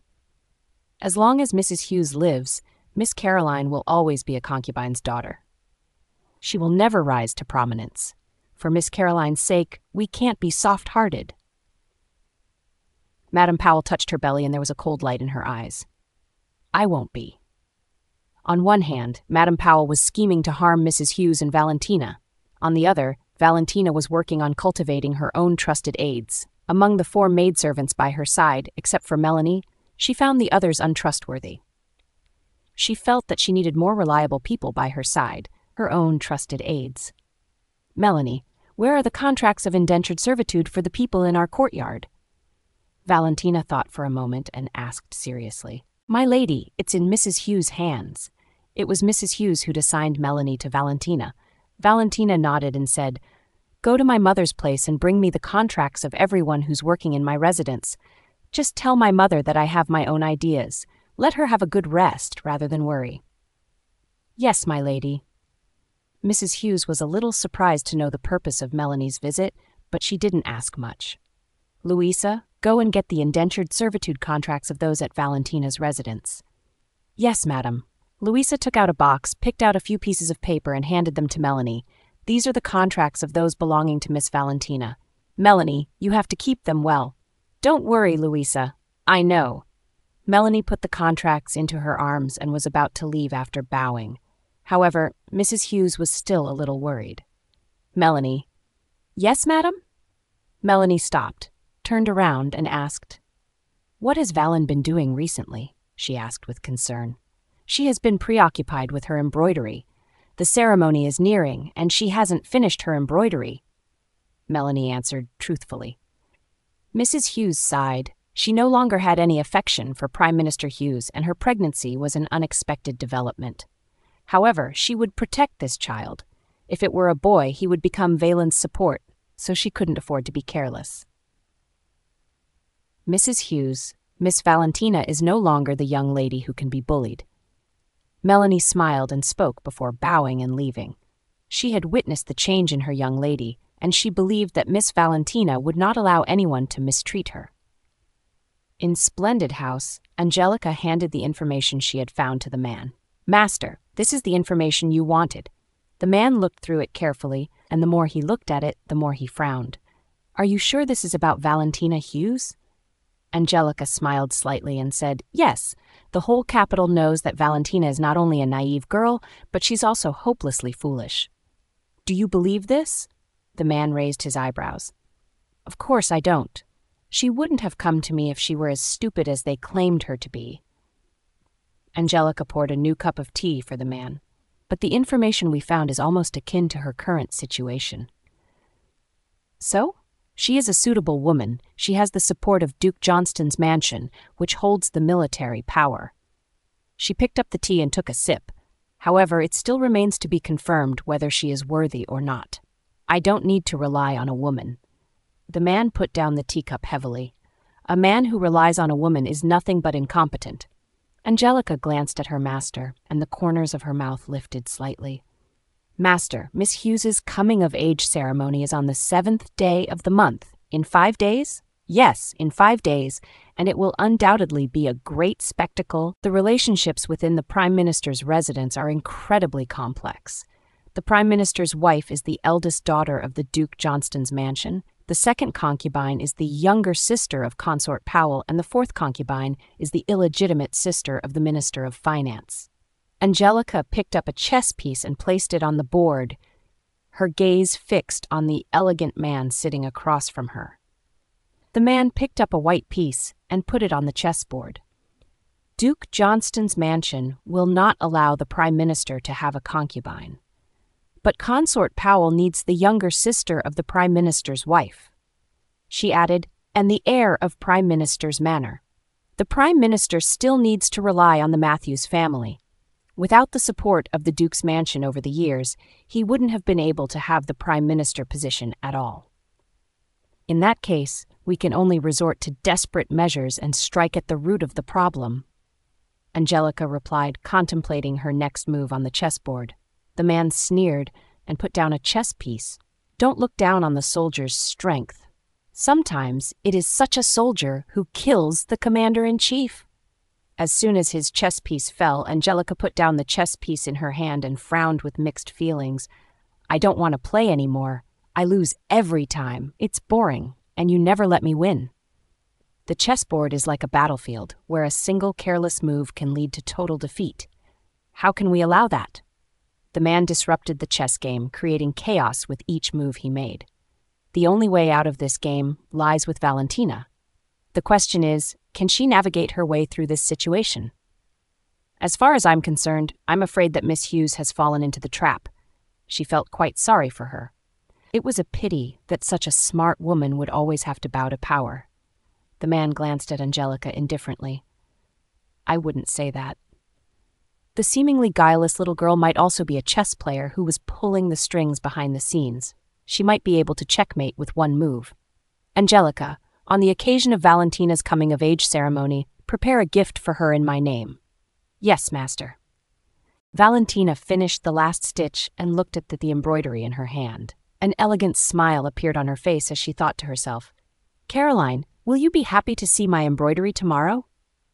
"My lady, have you finished with your embroidery?" Melanie picked it up and looked at it in surprise. "Oh my, it's so beautiful. My lady, you are skilled. The embroidery is so beautiful. I think even the seamstress from the palace will feel inferior to you when they see your handiwork. Little girl, all you do is tease me." Valentina glared at Melanie, but she could not hide the smile on her face. "Valentina." Caroline's voice sounded. A hint of hatred flashed across Valentina's eyes, but she hid it well. "Carol, why are you here?" "I came to see if your embroidery was complete." When Caroline saw Valentina's embroidery, a trace of jealousy appeared in her eyes. She wanted to destroy Valentina's hands. How could such a beautiful piece of embroidery come from Valentina's hands? However, Valentina would not be able to embroider after tomorrow. "Valentina, did you use the threads I gave you?" Caroline's eyes were filled with urgency. "Of course. It's a gesture of your and Madame Powell's love." I embroidered with them, Valentina answered with a smile, but it was not sincere. That's great. Valentina, you will shine brightly tomorrow, and Father will be so proud of you. Caroline said with a sweet smile, Valentina, when it's my coming-of-age ceremony, you have to make a beautiful embroidery screen for me as a gift. Of course I will, Valentina said. All right, I'll wait for your performance tomorrow. By the way, I have a gift for you. Caroline gave Valentina a hairpin. I hope you like it. Valentina looked at the hairpin in her hand, and the smile on her face faded. Thank you. I like it very much. I am glad that you like it, Valentina, Caroline said gloomily, but soon she returned to normal. Well, it's getting late. I'm going back to rest. Go ahead. Miss Valentina, Miss Caroline cares so much about you, Charlotte said enviously. When there is anything good, she never forgets about you. Yes, Miss Valentina, you and Miss Caroline are really close sisters. People who don't know the truth will think that you are from the same mother, Adeline added. Valentina gave the two a sinister look. She sneered internally. She hadn't paid attention to those traitors recently, but it didn't mean she had forgotten their betrayal. What was more, they colluded with Caroline to hurt her. After the coming-of-age ceremony, she would deal with them. Miss Valentina, Mrs. Hughes is here to see you. Louisa held Janelle's hand as they appeared at the door. Valentina quickly went up and said, Mother, you're pregnant and it's late. Why did you come to see me? It is cold at night and you should be careful not to catch a cold. You have to pay attention to your health. Janelle gently patted Valentina's hand. Valen, tomorrow is your coming-of-age ceremony. Are you ready? Don't worry, Mother. I'm ready. Valentina looked at the embroidery work. Janelle followed Valentina's gaze and saw the embroidery on the table. Under the light of the oil lamp, it was dazzling and beautiful. She couldn't help but let out a sigh of relief. It's so beautiful. My Valen really is the most talented. Mother? Valentina shook Janelle's arm like a spoiled child. Your daughter is naturally the best. I wonder who gave birth to me. Janelle tapped her daughter's forehead in amusement. You really can't be praised. Heh. Mother, I'm telling the truth. Valentina leaned into Janelle's embrace. Mom, in this life I will protect you and not allow you to be harmed again, she thought to herself. Valen, don't show off too much during your coming-of-age ceremony tomorrow, or Madame Powell. Janelle frowned with worry. She refused to take charge of managing the family and was pregnant now, so Carter handed over the power to Madame Powell. Janelle didn't fight for it, nor did she want to. It's all my fault for dragging you down. Mother, what are you talking about? If it wasn't for you, would I be so excellent? Valentina put her arms around Janelle's neck. Mother, is my brother being good? Is he making trouble for you? Janelle stroked her belly and said, He's obedient and rarely makes trouble, but you're much more obedient than him. Valentina said, My brother is so obedient. When he is born, I will dote on him. Mother, when you give birth to him, let's go back to see my grandparents. They will be happy. Janelle's body stiffened, but she did not say anything. Back then, she insisted on marrying Carter and had a falling out with her parents. She had been married for so many years and had only gone home a few times. Hearing Valentina's words, she felt a little guilty. Her parents were right about Carter not being a good person. Let's talk about it another day. I'm a little tired. Janelle patted Valentina's back and then left with the help of Louisa. Valentina looked at her mother's thin figure, and there was a trace of heartache in her eyes. Mother, don't worry. I will protect you and Duke Johnston's mansion. In the dark, a pair of eyes watched Valentina quietly, as if he wanted to see through her youthful face. Unfortunately, he did not see through her. It was not until the lights in the room went out that he quietly crept in. Appreciation lit his eyes as he looked at the embroidery. Standing by Valentina's bedside and looking at the woman who was frowning, even when sleeping, he did not understand why she was so worried at such a young age. Who is it? Valentina woke up at midnight and shouted, waking up Melanie, who was sleeping outside. Miss Valentina, what's wrong? Melanie lit a candle. There was no one else in the room except Valentina. Valentina frowned in confusion. Could it be her illusion? She clearly felt someone beside her and squeezing her neck. Perhaps she had been too tired recently and had a hallucination. I'm fine. I just had a nightmare. You can go and rest. Yes, Miss Valentina. I'll be in the outer room. Call me if you need anything, Melanie said worriedly. Go to sleep. Valentina got up and opened the window. Feeling the cold wind blowing in, she felt much better. It was almost dawn. Madam Powell, Caroline, my counterattack has begun. Be prepared. She thought to herself while a shadow outside the room left quietly. Valentina was on guard. It was useless to worry about her. On that day, the Prime Minister's mansion was decorated with lanterns and streamers. It was because it was the day of the coming-of-age ceremony of Carter's legitimate daughter, Valentina. As the Prime Minister, Carter's status was not low. Plus, Janelle's parents' home was Duke Johnston's mansion. Although it was rumored that the relationship between Janelle and Duke Johnston's mansion had been severed, no one had seen it with their own eyes. Early that morning, Janelle came to Valentina's yard early, regardless of her heavy body. She watched the maids dress Valentina up. When Monica brought Caroline over, Valentina was already dressed up. Valentina's exquisite figure was highlighted in a sky-blue gauze dress, and the delicate hairpin on her head sparkled under the sun. "Oh, Valentina, you are so beautiful. You look like a fairy from heaven. I could barely recognize you," Monica said jokingly. "If only Carol was half as beautiful as you, I would be satisfied." "Yes, Valentina, you are so beautiful and your dress is pretty," Caroline said with jealousy. She wished she could take off Valentina's clothes and put them on herself. All of that should have been hers. "When you have your coming-of-age ceremony, you will be more beautiful." Valentina smiled gently and gracefully so that no one would find anything wrong with her. Monica sneered and thought, they could enjoy now, but who knows if they could smile later. "Madam, it's time for Miss Valentina to go front hall. We can't keep the guests waiting," Louisa said with a smile. It was great to witness Valentina's growth. At that moment, the front hall was lively.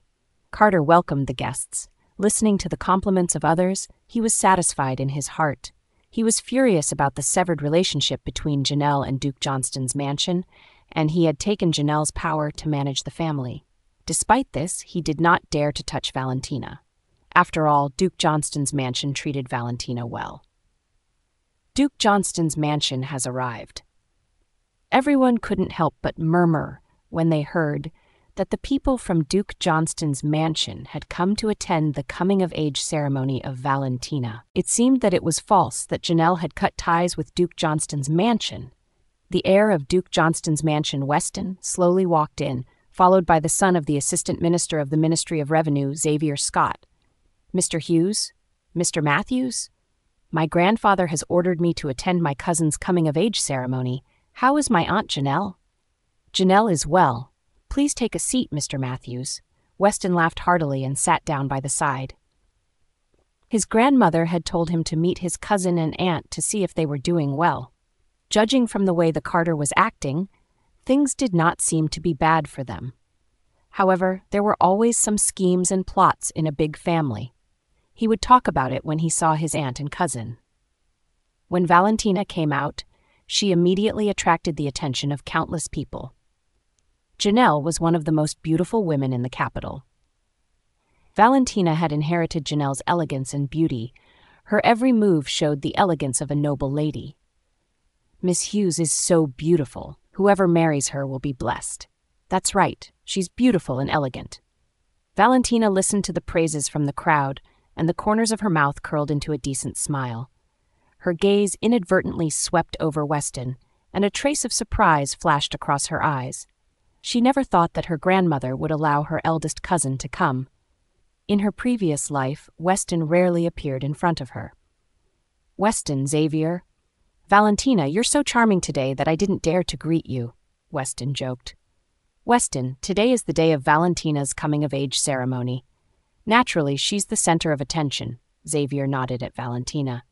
The two families had known each other for a long time, and the two of them could be considered to have grown up together. However, Xavier had always liked the lively and lovely Caroline. "Cousin Weston, Xavier." When Caroline saw Weston, she immediately ran over. "Weston, are you here to attend Valentina's coming-of-age ceremony?" Weston glanced at Caroline indifferently and spat out a few cruel words. "Caroline, I only have one cousin. Valentina is standing there. Please don't try and build a relationship with me." "Weston." Caroline had never thought that Weston would be so rude as to embarrass her. She pursed her lips and was about to cry, but was stopped by Madame Powell in time. "Mr. Matthews, please forgive Carol for not being sensible." Weston glanced at Monica lightly and wanted to say something. However, Xavier tugged at his sleeves pleadingly. Caroline was the woman he liked, and he did not want his best friend to have a conflict with her. Weston glanced at Xavier and directly ignored Monica and Caroline. Monica was so angry that she almost tore the handkerchief in her hand in half. Was Duke Johnston's mansion so great? They would not be after this day. "Miss Valentina, it's time."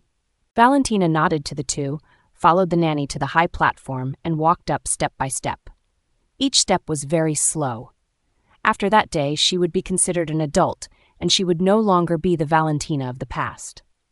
That day was the beginning of her revenge. She would pay her hatred and pain to those who hurt her. Weston sat quietly in his seat and watched as Valentina walked up to the platform step by step. He watched as his aunt combed Valentina's hair and tied it. Janelle was dexterous and skillful. She slowly and elegantly tied a flying fairy-like bun for Valentina. Hadley held a tray in her hand, and there were all kinds of hairpins in it. Each hairpin was extremely exquisite. Janelle looked at the hairpins in the tray and then looked at her daughter. She always felt that those hairpins were not worthy of her daughter.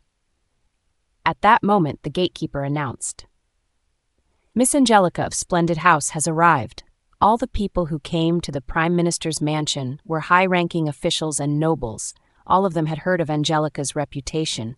Although she was just an embroiderer, no one present dared to look down on her. "Miss Hughes." "Miss Angelica." Angelica took a look at Valentina's dress, and there was a touch of appreciation in her eyes. "I'm here to give you a gift. I hope you don't mind." After that, Angelica opened the box in her hand. There was an entire set of hair accessories and jewelry, all of which were carved out of white jade. Especially the red rose hairpin, which was extremely lifelike. Everyone couldn't help but be in awe. They didn't know who was so generous to gift such a set of hair accessories worth thousands of gold coins. Valentina was about to refuse, but Angelica moved her lips to stop her. Valentina changed her words with a smile. "Thank you, Miss Angelica."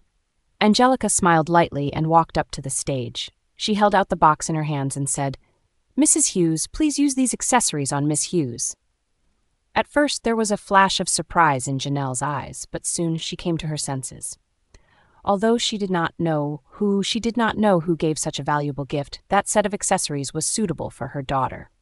She reached out to take the glazed red rose hairpin on it and put it in Valentina's hair. The ceremony was finally completed.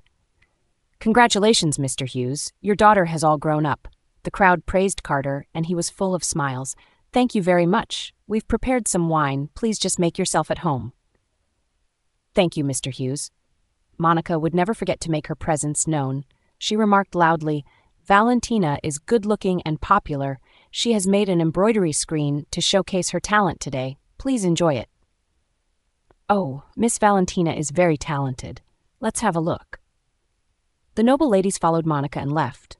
Monica glanced at Valentina and Janelle with a vicious look in her eyes. Happiness would not last long for them.